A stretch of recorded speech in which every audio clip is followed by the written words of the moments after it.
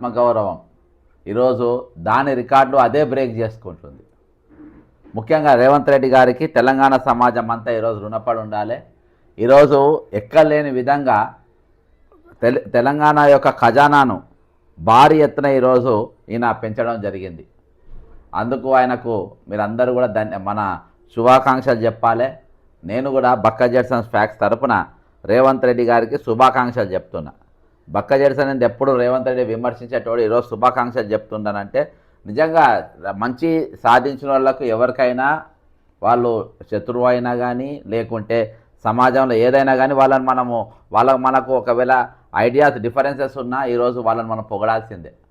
ఈరోజు రేవంత్ రెడ్డి గారు నిజంగా ఆయన గతంలో ఒకసారి ఏం చెప్పిందంటే తొలివేలుకు ఇచ్చిన ఒక ఇంటర్వ్యూలో మీరు చూడొచ్చు. బక్క జెడ్సన్ గారు మరి కేసీఆర్ గారు బాగా లిక్కరమ్మిండని చెప్పి ఆయన మీద మందు పోసి మందు సీసాలు వేసిండు అని ఏదో చెప్పిండు, చిల్లరగా మాట్లాడిండు. కానీ సరే ఆయన స్థాయిలో ఆయన మాట్లాడిండు. కానీ ఈరోజు కేసీఆర్ గారి రికార్డును కూడా బ్రేక్ చేసిండ్రు. ఈరోజు ప్రపంచవ్యాప్తంగా తెలంగాణ రాష్ట్రం ఇంత పురోగతికి ముందు పోయిందనంటే నిజంగా అది రేవంత్ రెడ్డి గారికి చెల్తుంది.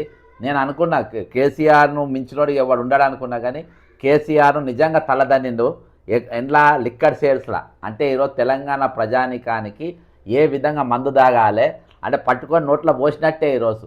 అందుకని రేవంత్ రెడ్డి గారికి తల్లకు కిరీటం పెట్టిన ఆయనకు అందరూ కూడా దయచేసి కామెంట్ చెప్పండి, శుభాకాంక్షలు చెప్పండి, దీన్ని షేర్ చేయండి. ఈరోజు తెలంగాణ ఆదాయంని ఎక్కడికో పెంచిండు రేవంత్ రెడ్డి గారు.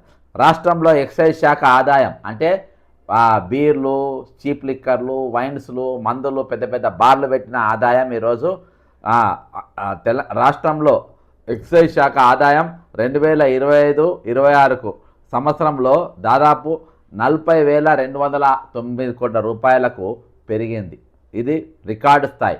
తెలంగాణ ఏర్పడిన అనంతరం తొలిసారిగా రూపాయలు 40,000 కోట్ల ఆదాయానికి చేరుకోవడం రికార్డుగా చెప్పుకోవచ్చంట. 2018-19 ఆర్థిక సంవత్సరంలో ఎక్సైజ్ శాఖకు 20,859 కోట్ల ఆదాయం వచ్చింది. అప్పుడు రికార్డు. ఈ ఆదాయం 7 సంవత్సరాల్లో అంటే 2025-26 నాటికి 40,290 కోట్ల రూపాయలు చేరుకుందంటే ఇక మనం ఎక్కడున్నామో చెప్పి. రేవంత్ రెడ్డి గారు ముఖ్యమంత్రి అయిన కాడి నుండి ప్రతి సంవత్సరం దీన్ని ఆదాయం పెంచుకుంటా మరి మొట్టమొదటిసారిగా 2023-24-25 ఆర్థిక సంవత్సరంలో ఎక్సైజ్ అంటే బీర్లు, బ్రాండీలు అమ్మినటువంటి ఆదాయము 37,487 కోట్ల రూపాయల ఆదాయం పెరిగింది.